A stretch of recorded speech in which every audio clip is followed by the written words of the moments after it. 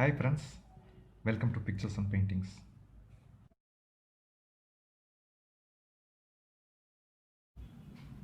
Scarlet Macaws. Who wouldn't love these adorable birds? When I was scouting for a good photograph of these macaws, I came across this accidentally.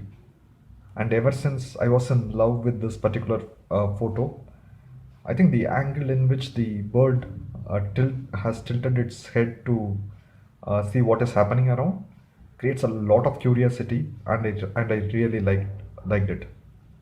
In fact, I retained the same pose which was there in the original reference photograph.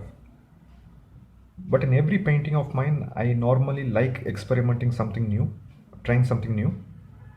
So, in this particular one, while the original photograph had a very bright background and neutral lighting on the birds, I decided to go a little bit more dramatic and thought of going with a very dark background and a strong rim light or kicker light.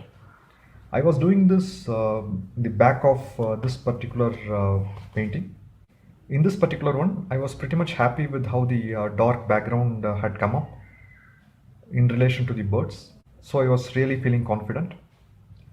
And one thing I thought I would try even more strongly in this is the lighting on the birds. I took it a little bit more darker and closer to the background with the confidence that the kicker light would separate it out from the background and make the bird stand out. And to a good extent, I felt it really worked, and I was happy with the final outcome. So in this video, I am going to walk you through how I painted this particular painting, Acute Angle.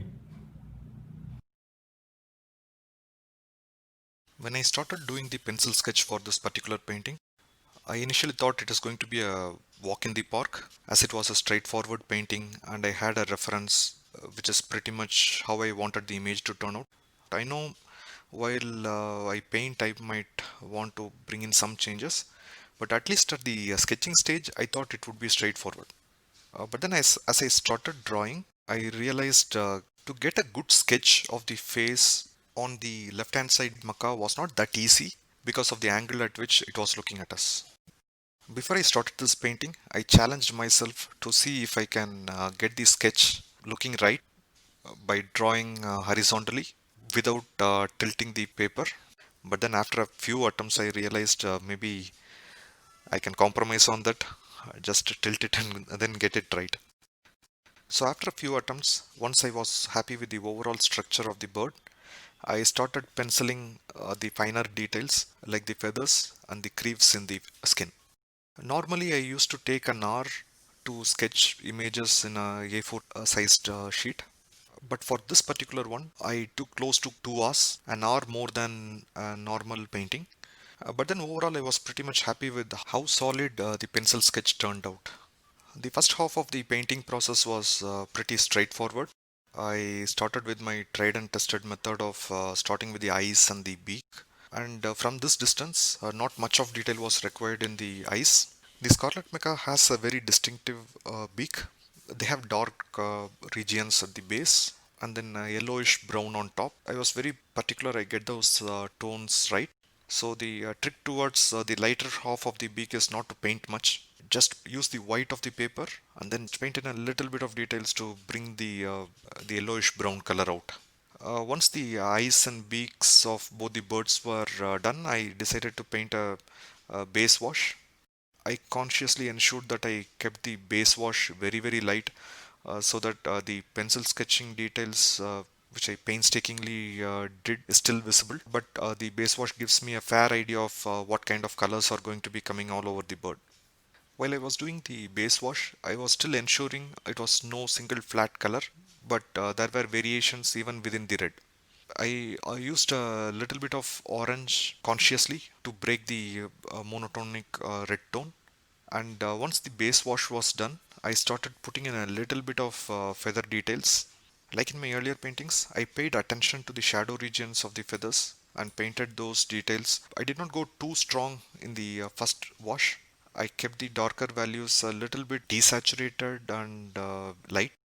And once I was happy with how the feathers were looking, I went in to add a little bit more of red hue on the birds. At this stage I was pretty much happy with how the bird was turning out, and then I repeated the process on the second macaw on the left hand side.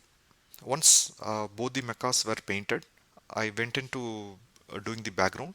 I took some time to decide on what kind of a color would work out for this particular image. Well, it was a conscious decision at the start to experiment with the strong rim light on the bird and dark background. I wasn't very sure what kind of a dark color would work for the background. And at that time I was thinking, why not mix a color which I have never used in the past. So I experimented with a few color shades, and one color shade I liked was to mix the scarlet red with ivory black. I had never painted this shade, so in a way I was really interested about doing it. And once the color was decided, I thought of going for a wet on dry. Wet on dry method is nothing but using wet paint on dry paper. Couple of elements which I felt was still missing in the picture was the lighting not being very strong, and it wasn't reading really well, and the birds were also looking desaturated. So I wanted to do one more pass to increase the contrast on the birds and have the rim light read very strong, as well as increase the saturation on both the macaws. So what I did was to introduce a little bit of the color mix which I had done for the background on the shadow region of the birds. And also to ensure the base was not looking cut, I diffused a little bit of colors from the bird on the sheet so that it looked more organic and like a watercolor painting. Once the shadow region started getting a little bit more darker, the light information started popping out. So if you look at it closely, I had really tried to get at least 75% of the darkness which I have on the background on the birds too. And what this did was the contrast level on the bird increased, and the light region started popping out. At this stage, I pretty much had a picture which was working well. Both the birds were reading well, and I had a good dark background. But I still felt I could push my limits a little bit more. I introduced a little bit more saturation in the darker regions. I did this by taking a saturated scarlet red color, did a wet on wet pass on the birds. Not to mention, I also did a pass on my signature and then called it a day. With this, we have come to the end of this video. Me and my daughter keep posting our paintings in this particular channel. We would like to stay in touch with you and keep sharing our work. If you like what you saw, please hit the subscribe button and the bell notification so that we can stay in touch. If you like this particular painting and want to see a more detailed version of how I went about doing this, you can check detailed videos that are published in parts. Links are here. Thank you for watching this. See you soon in the next one. Until then, bye bye.